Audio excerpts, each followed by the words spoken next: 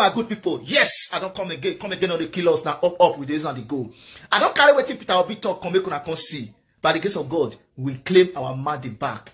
If we collect them back, Nigeria will better pass America. Nigeria will better pass Europe. My people, the dream, Peter Obi get on. Peter Obi get the solution. He dey in hand. My people, I will leave una make una see wetin Peter Obi talk. Make una use una ear, hear and use una eye to see am, so that una will understand wetin I dey talk about. Before I leave una, make una sure say una share this video. Like am, leave your comment for the comment section so that Facebook will recommend it to the whole world to see wetin Peter Obi want to Nigeria to. Don't forget, say we have national actor of this platform, Nabi Laba, Broom Laba. My people, this one is serious business. Peter Obi is serious. Obedience are serious too. My people, make una watch this video. Now be this natural.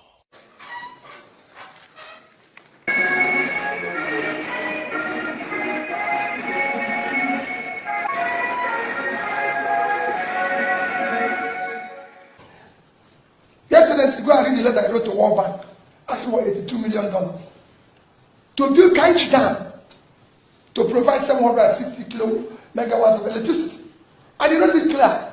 I'm applying for this loan strictly to borrow for this investment to spur growth, economic growth for my country. That was 58 years ago. That facility is still standing. What he borrowed is $82 million. We now owe $120 billion without anything to show for it, because we consumed it. It was consumption. There's nothing wrong with borrowing. Every country of the world borrows. No country. Every country of the world borrows. America is the biggest economy. They are owing over 100% of their GDP. The second biggest economy is China. They are owing about 60% of their GDP. The third one is Japan. Japan is owing 230% of their GDP. It can go on and show you. Even Netherlands, that has the highest sovereign wealth fund of 1.4 trillion, yesterday is owing 50% of their GDP. So everybody borrows. The difference is what you use the borrowing to do. Where did you invest it? What did you create? Our own was for consumption. People are borrowing for investment. And I've gone from countries to countries everywhere to show that this is happening. China borrowed. In 1990, 93% to 95% of Chinese people live under poverty. Today, it's less than 2%. India was a similar situation, under 5%. Vietnam was actually 96%. Today, they have less than 3%. So, ours that we have been doing people out of poverty. I just to illustrate to you why borrowing is different here and other countries. I was in Bangladesh in 2010. I studied 31 countries, comparing them with Nigeria.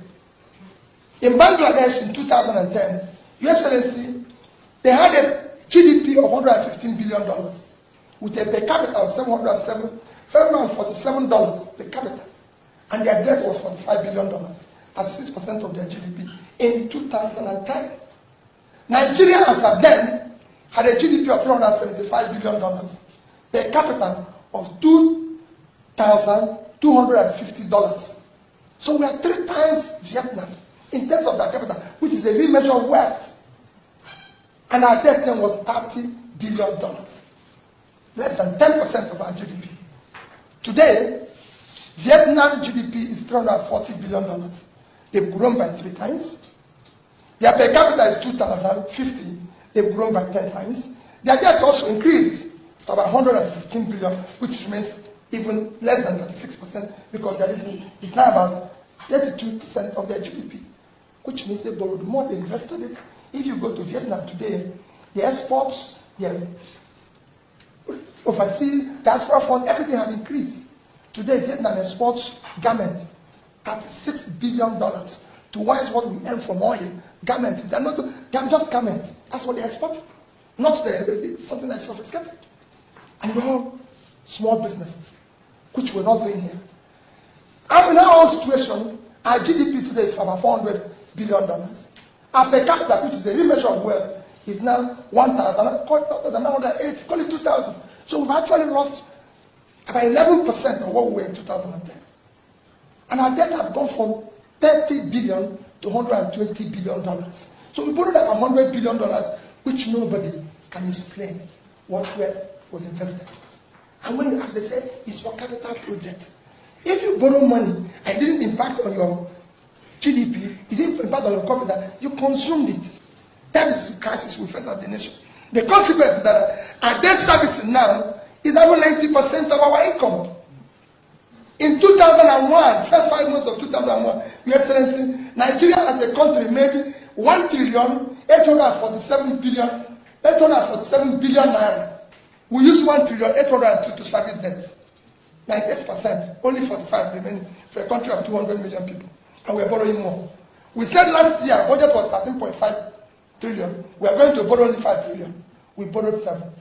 This year, our budget plus subsidy and everything will be using about 20. They say they are going to borrow only about 6. Your Excellency, we are not going to borrow less than 10. And that is the crisis that was. And what are we even borrowing? With this monies, we are not issuing foreign bonds of 2040, 2045, 2060, when we are no longer going to be here. And our children, in the past 1 year, Nigeria has not put 1 naira in the sinking fund. Not 1 naira. So even when you are servicing debt, you're supposed to be saving money to pay the debt. When it matures, we are not putting money there. The crisis is that when we are dead, our children will have nowhere because we've eaten their food. And nobody is talking about that. And we need to move this country. And there's nothing wrong in this country. It's a country that can be changed. Look at something like Taraba. Look at what is happening all over the world. Today we are struggling with oil, sharing of oil money. Who is doing that? Even in America, that is the biggest country in the world. Texas, that is producing several more oil than we are producing. The biggest state in America is California. And what does California do? That's not even number 1. They're not number 2. They're number 3. Texas GDP today is 3.4 trillion. 8 times Nigerian GDP. They have no oil. What they're exporting is agriculture and knowledge. Agricultural materials and knowledge. That's all that is making them that big.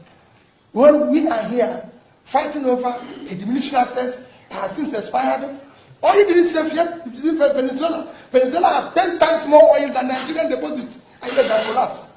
And we're here fighting about oil. No country is talking about oil today.